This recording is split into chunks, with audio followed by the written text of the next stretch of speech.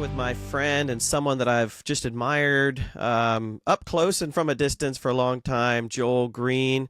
Joel, good to talk to you. Good to see you. How are you? I'm good, thanks. Great to see you. Yeah. Before we started recording, we were trying to reminisce. I do remember that during my PhD, which would have been early 2000s, you agreed to have lunch with me at SBL. We talked, I think, First Peter at that time. So that was the first time I got to sit down with you. I really appreciate it. Followed your career for a long time. And speaking of careers, I just, you kind of were kind of peak career, I think, in my formative years with your work on Luke, your work on the Gospels. And I'm just trying to remember your career here. When did you start teaching? When? Yeah. Yeah, I started teaching in 1985. 1985. So I finished my PhD up in Aberdeen. Yeah, with Howard Marshall, right? With Howard in 1985, and was teaching at a school that was kind of a spinoff of Regent College up in Vancouver. Yeah. Okay. Called New College Berkeley, and moved from there to the American Baptist Seminary in Berkeley. And then in 1997 went to Asbury in Kentucky, right, and then to Fuller in 2007. Right. So it's been a road. It's been a journey. Were you Baptist at some point? I was. New College Berkeley was actually renting facilities from the Baptist Seminary. The Baptist Seminary lost their New Testament prof, and so my classes began to be co-offered between the Baptist Seminary and New College Berkeley.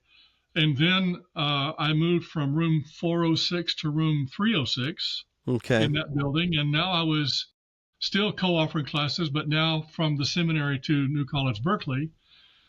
So I was a quasi, I guess the word is honorary Baptist. Okay. American Baptist. But Asbury was kind of a theological fit for you for many years, obviously. Yeah, absolutely. I think I learned that I'm a Wesleyan Methodist. I grew up Methodist, but I sort of learned that that's really what I was when I was in Berkeley. Okay. At the Graduate Theological Union, where you have Lutherans and Presbyterians and American Baptists and Jesuits. And all of these students are in the classroom, and they open their mouth, and out comes Lutheran, or out comes Presbyterian, and I began to see that it's not just reading the Bible; it's reading the Bible as you've been formed. Yeah, absolutely. To read the Bible and to read theologically. So I learned how Methodist Wesleyan my DNA is, and so moving to Asbury was in some ways like coming home. Yeah. I don't know if you know the story, and I don't mind telling it since it was a long time ago, but I actually interviewed for a job at Asbury, and I was top two. I was in the top two. I interviewed on campus. I had lots of phone calls about Christian perfection and all of that with the usual suspects, and I was excited to go to the on-campus interview, and a doctoral student there, we were chatting, and I didn't know who the other candidate was, and he said, "How do you feel about competing with Craig Keener?" And I was like, "Craig Keener's the other candidate?" And so long story short, Craig got the job, and he called me, and he said, "Nijay, I am so sorry." I said, "Craig, you don't have to apologize. You won it fair and square." And anyway, what could have been, but so glad that Craig's there. But a lot of admiration for Asbury. And I have a lot of admiration for Northern, and so the fact that you're there is a special thing from my perspective. Yeah. Well, one thing I think that Asbury and Northern share is innovation, wanting to be a seminary that's able to meet the needs of people in complicated situations of the 21st century. Okay, so you went to Fuller. You had many fruitful years there. What would you say, looking back? Okay, so you started teaching in the 80s. So this is 50 years. No. How many years? 40 years. 40 years.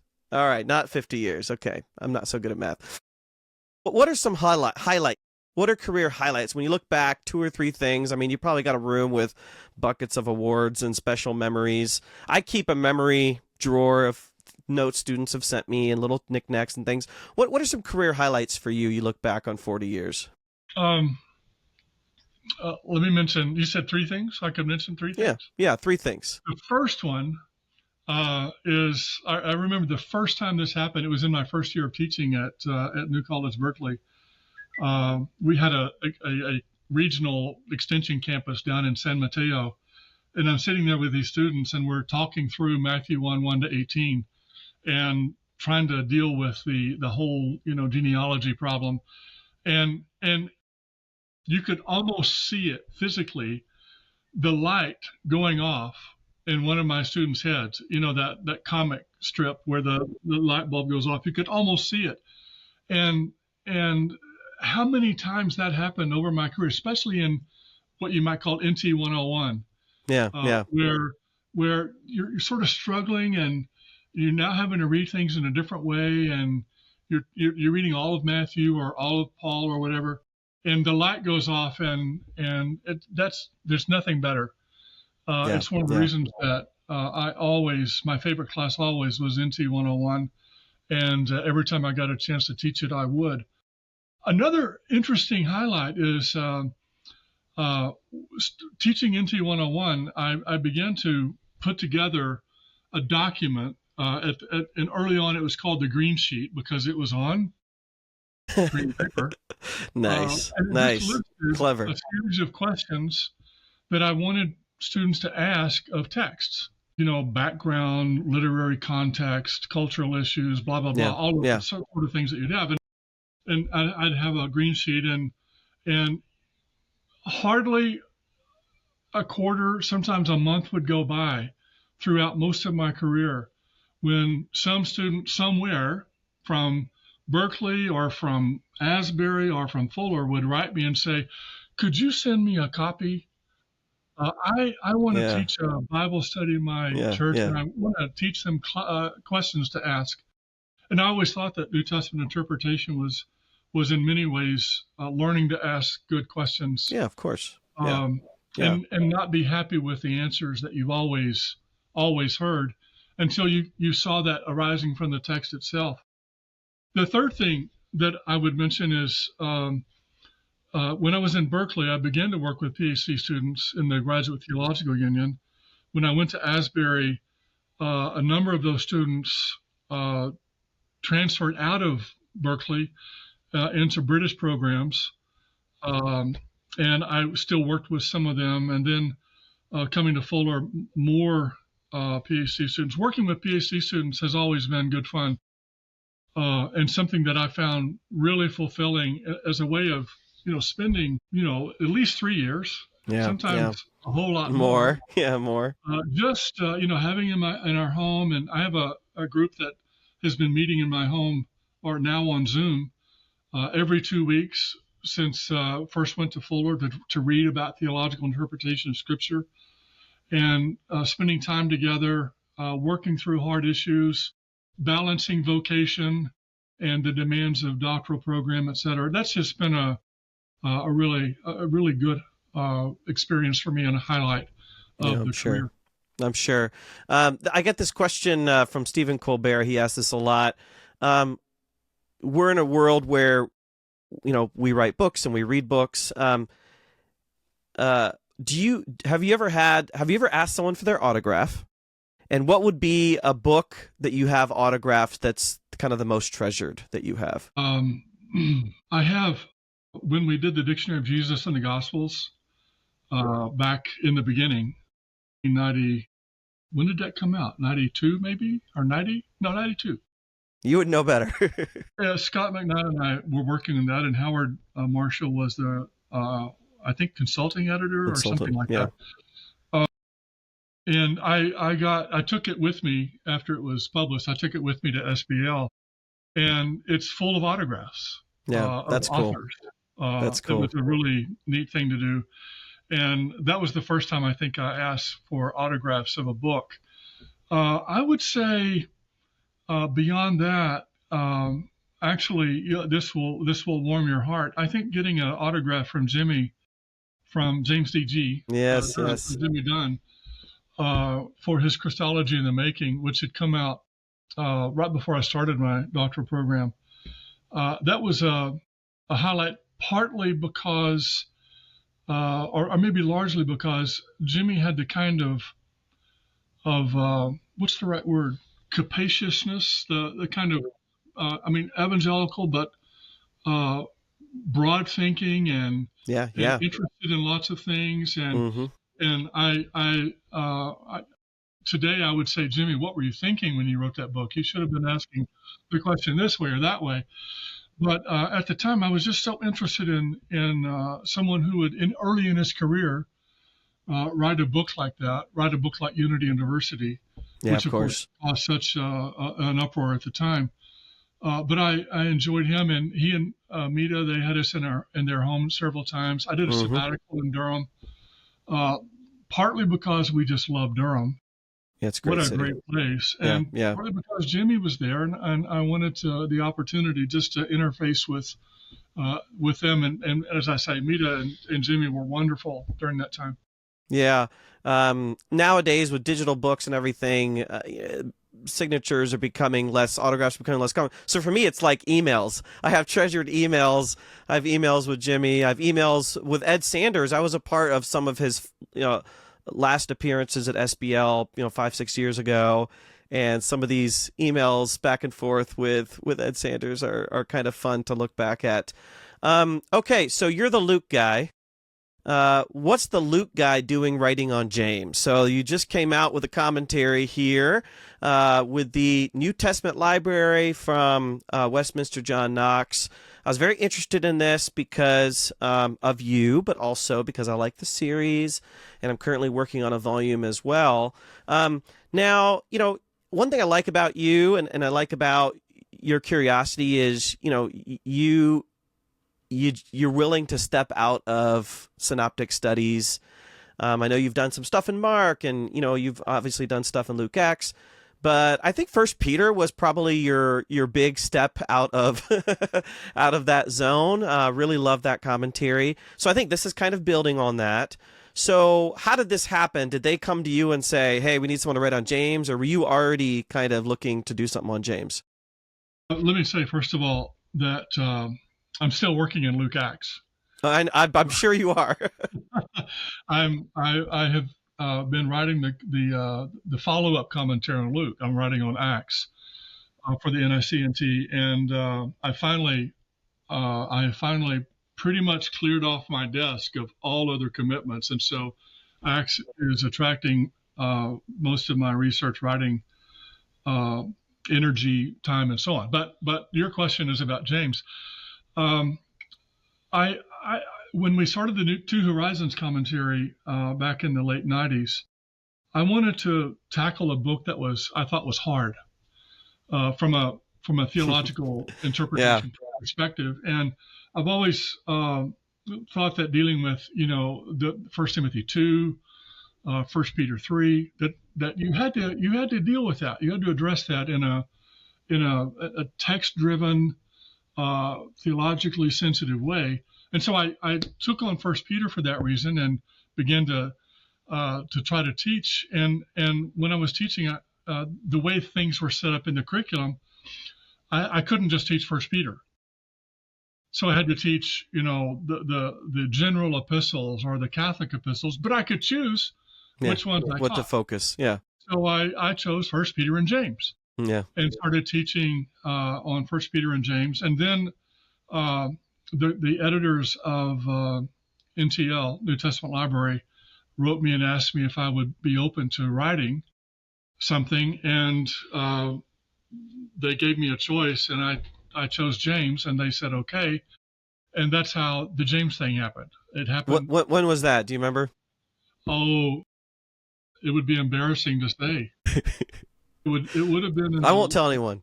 it would be in the late 2000s, Okay. 2008, 9, somewhere in Yeah. there, maybe a little bit earlier even. What happened, of course, and I wondered if you noticed when you asked me about my highlights, I didn't mention meetings. And I didn't mention all the administrative stuff I was doing. Yeah. Administration took me away from some of the commitments I had publishing, and then I'm I sure. had, as you know, a healthcare trauma in 2017, and that put me off until I was able to get back to everything, and that's how I finished up James. But I started teaching in the early 2000s on James, and I think I got the contract. It must have been the late 2000s. Yeah, it just took you a while to get to it. That's no problem. That's right. James is interesting. Yeah, I try to read around a bit, so some of the stuff Dale Allison has done, and you have a kind of renewed interest in the Catholic epistles. It's quite a robust discussion in SBL and all of that. You still got to deal with authorship stuff, right? So, what was your mindset as you tackle this? The NTL series is not NICNT. The audience is different. It's not primarily evangelicals, even though evangelicals read these kinds of commentaries. It's going to be more of a mainline audience. So there's going to be healthy skepticism towards authorship.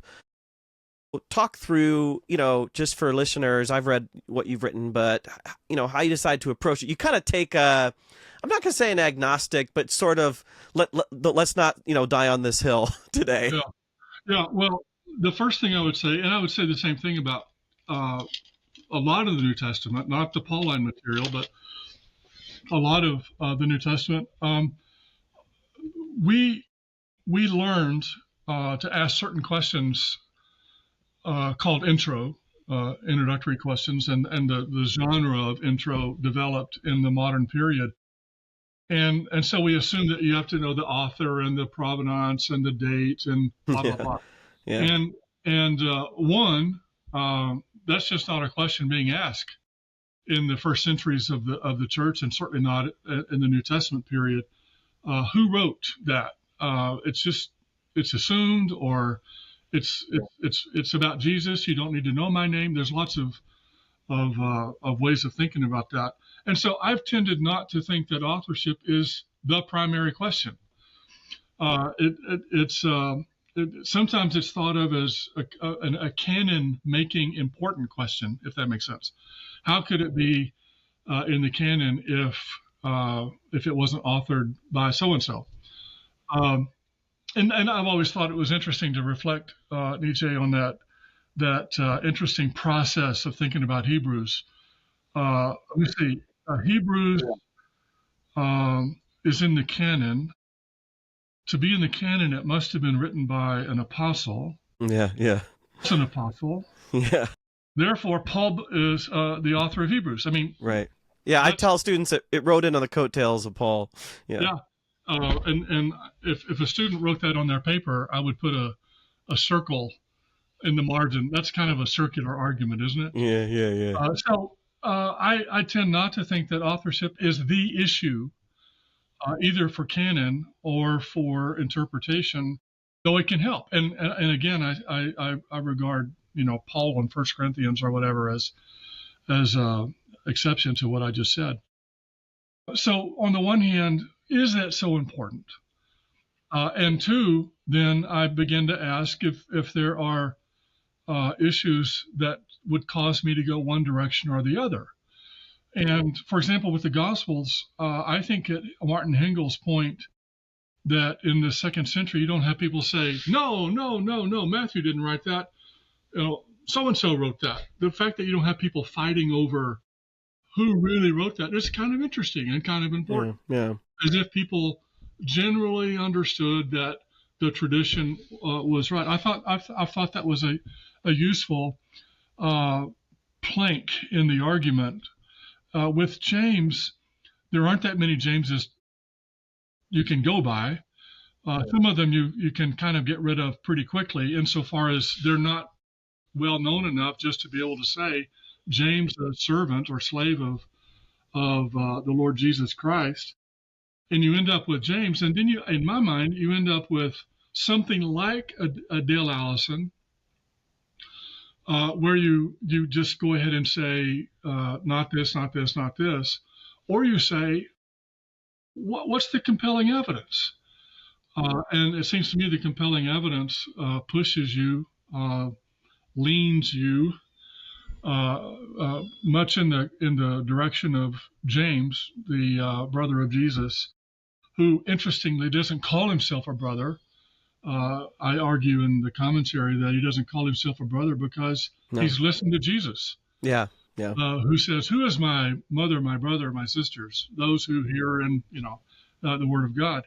And so James knows that the key, what's the right word, credential, the thing you're going to write on your resume is not "I was Jesus' brother," Yeah. but "I hear and obey." Nepotism.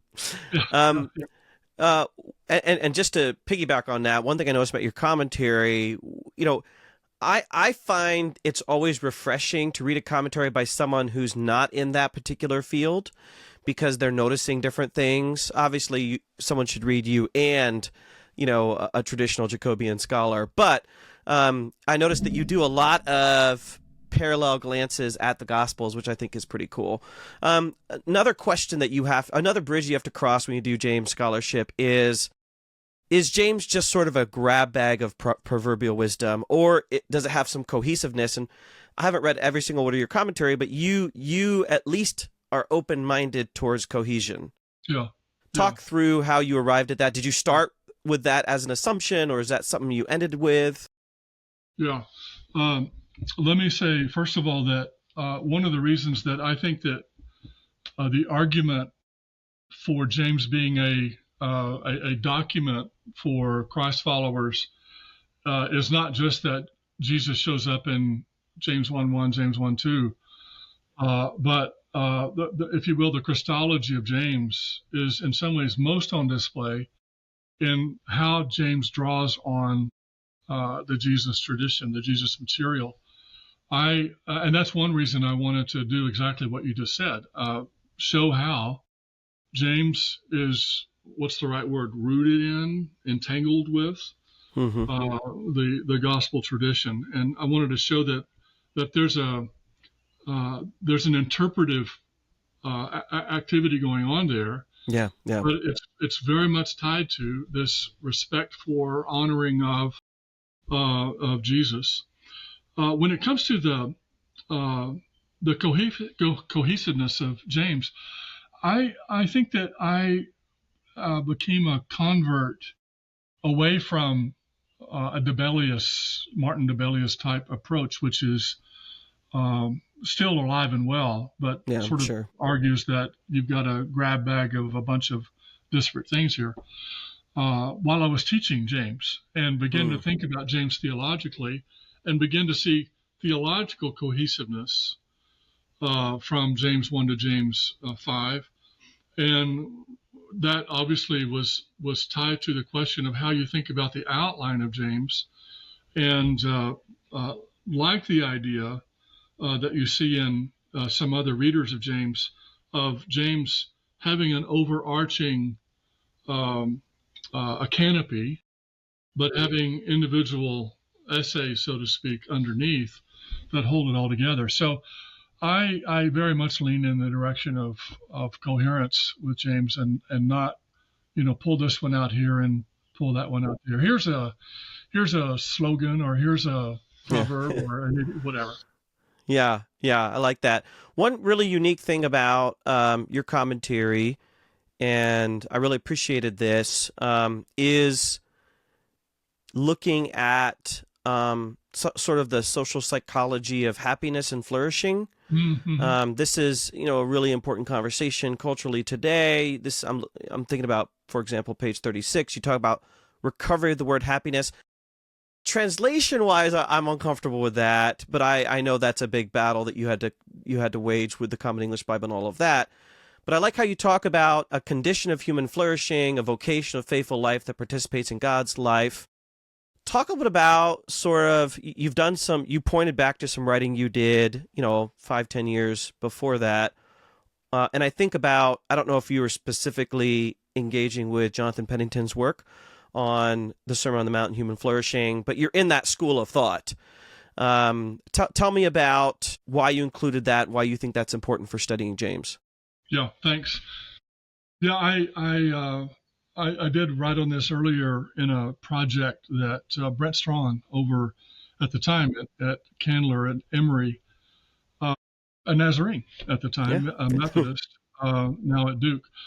He was doing a project that was related to um, the Declaration of Independence, and they were concerned about that little phrase, the pursuit of happiness. Yeah. Yeah.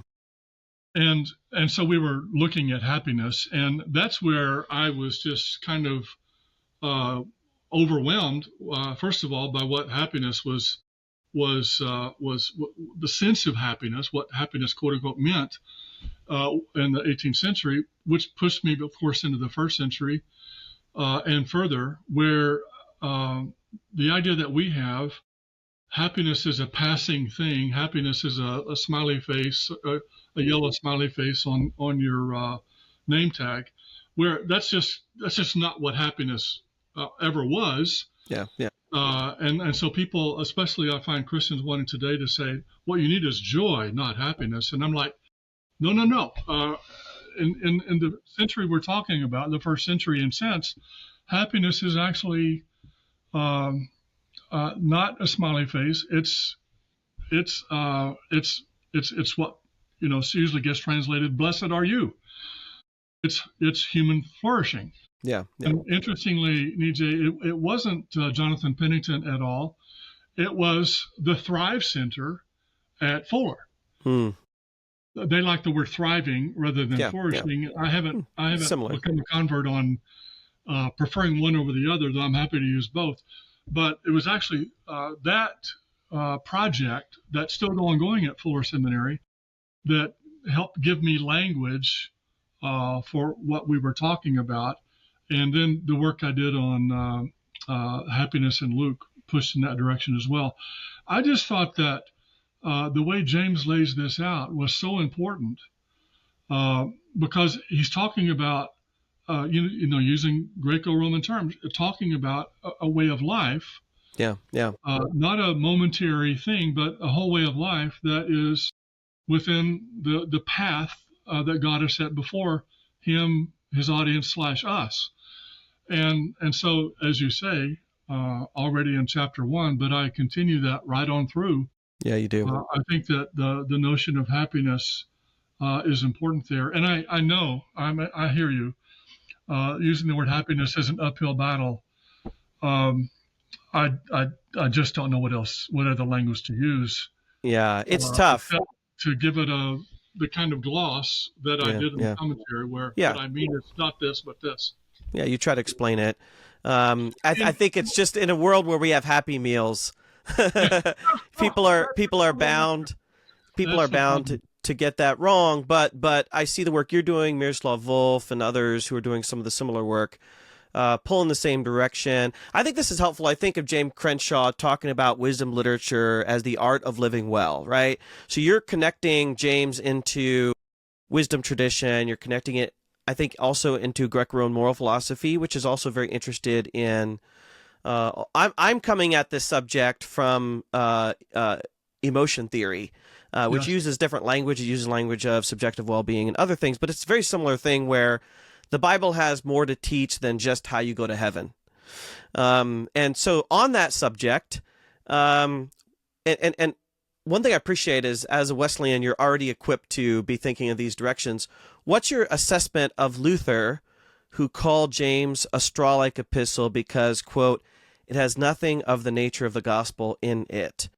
So one thing I appreciate about you writing on 1 Peter, writing on James, is just saying, hey, there's more in the Bible than just basic instructions before leaving Earth. We want to show people kind of the path of growing in wisdom and righteousness and all these things. So what's your response to Luther? Wesley was part of the Reformation tradition as well, but I don't think he would agree with Luther's assessment that James has nothing of the nature of the gospel in it. So what say you? Yeah.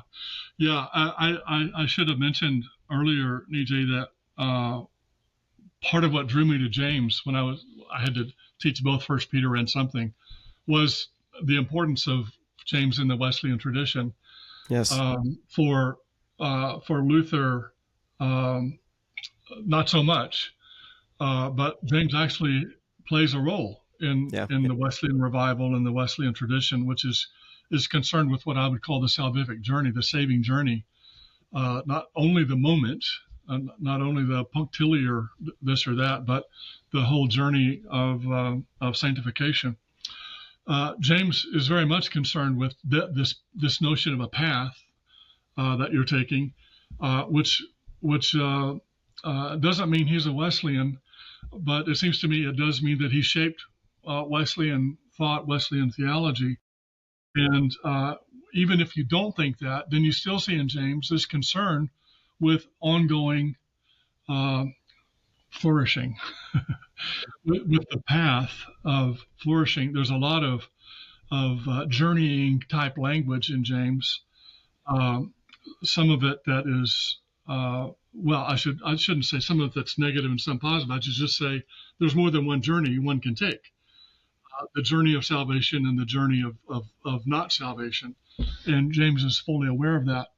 Well, of course, I would say that Luther was what do you call horses? Blinkered when it came to how he read James, because he was so concerned about justification by faith, which is obviously not a central concern for this little letter of James. But even I took a course way back in seminary on Luther and Wesley, and one of the things were two professors, one Lutheran, one Wesley. One of the things the Lutheran professor said that faith is salvation is by faith alone, but faith is never alone. Right. So he pointed that out to us again and again in his comments on Luther, and I look at James and say, yeah, that's right. Faith / and here I'm maybe borrowing from Nietzsche, faith and faithfulness. Faith is relational, and I think James bears that out. Yeah, absolutely. One thing I love, so not everybody likes writing commentaries. I have several friends in the academy. It's just not their thing. And so our mutual friend Michael Gorman resisted writing commentaries for decades. Now he's doing it like gangbusters, so he caught on. But you've been a commentary writer for a long time. I mean, you started I'm guessing pretty early in your career, relatively early in your career. One thing I love about writing commentaries is the before and after. You think you know what the text is about before, and then 3, 5, 10, 20 years later, when you finish the commentary, I think one of them I did took me about 8 to 10 years. You know it in a different way. So what's different about your understanding of James before you wrote the commentary and after? Yeah, thanks. And if you don't mind, let me refer to your opening, to the way you set that up. I get it that commentaries, there's too many on our shelves. I get it that maybe the world doesn't need yet another commentary series. I understand that, but I also what I also know is that when it comes to people who are preparing a Bible study, preparing a sermon, when it comes to the life of the church, that monograph, it's going to be read, what do you think, by 150 people? Yeah. If you're lucky. Maybe. But that commentary, it could sit on a shelf for a while, and it could sit on a lot of shelves. And in fact, I would say that of the I've written 60-something books. I would say that the things that have had the most influence have been, one, the Dictionary of Jesus and the Gospels, number 1 and number 2. Yeah. And second, my commentary on the Gospel of Luke. I still get notes from all over the world. Yeah, I still use it. Languages. Yeah. Saying, and they would talk about my commentary, and that's why I thought that commentary writing, as much grief as it takes among some of our academic colleagues, actually is important and worthwhile. Now, your question though was more focused than that, but I just had to throw that in. If Yeah. you don't Hey, you're preaching the choir. yeah, in your case, absolutely.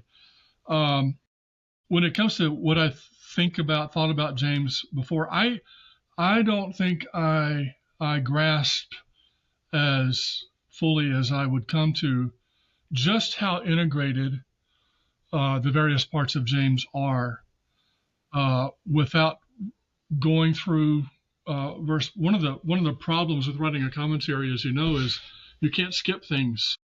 Yeah.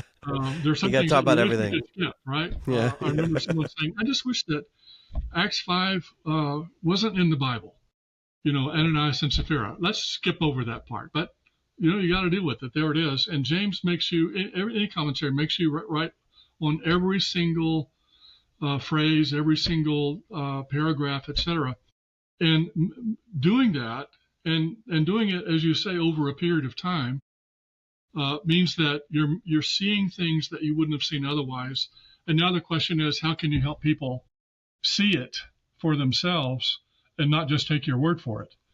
What evidence can you put in front of them, and what difference does it make that you see it this way? So I think that's the biggest thing, just how cohesive, how coherent the letter is, and how important some of those sociocultural studies that have been done over the last 20 plus years are for making sense of what James is up to. Yeah, that's great. Well, last question. Usually I ask my guests, what's next? You've talked about working on Acts, so maybe you could talk about when we can hope to see that product from you. But also, what else you're working on? Love to know. Yeah, well, as I said earlier, I'm trying to work on nothing else. Yeah, good. Stay focused. I'm not teaching master's level classes anymore, but I do have as I say, a quiver full of PhD students I'm trying to finish up at Fuller. And so of late, that's what I've been working on, dissertations. And as you can imagine, as you experienced, they tend to all come in at once. Mm-hmm. So you thought you had lots of time, and suddenly you have two dissertations to work through. So I'm working with my colleague students on some of those things. Other than that, as I say, I'm primarily focused on Acts and working through the commentary. It would be great if I could finish this up in a couple of years. I've been working on it a long time. One of the problems with being the editor of the series, since I'm the editor of the NICNT, is that I'm way behind, and it's hard for me to be so far behind my deadline and then ask somebody else to meet theirs. Right. A lot of sympathy. It would be nice if I could get this thing finished, and I would love to do that before more of them come out. I mean, the producing of Acts commentaries, it hasn't been I don't guess it's been as productive as Romans, but there's been a few. Well, you and Steve Walton need to make sure you're staying healthy so you can finish out your work. I know Steve and I started about the same time. Yeah. On these Acts commentaries, about the same time. Great. Well, thanks so much for having this conversation. Really appreciate talking to you. To those watching or listening, check out this James commentary. What I love about it is it's not 1,000 pages, so It's something that you could actually read cover to cover. And a little compliment to Joel: it's readable, it's fun to read, and you'll learn a lot across the spectrum of the New Testament as well. Thank you, Joel, for having this conversation. Great to be with you.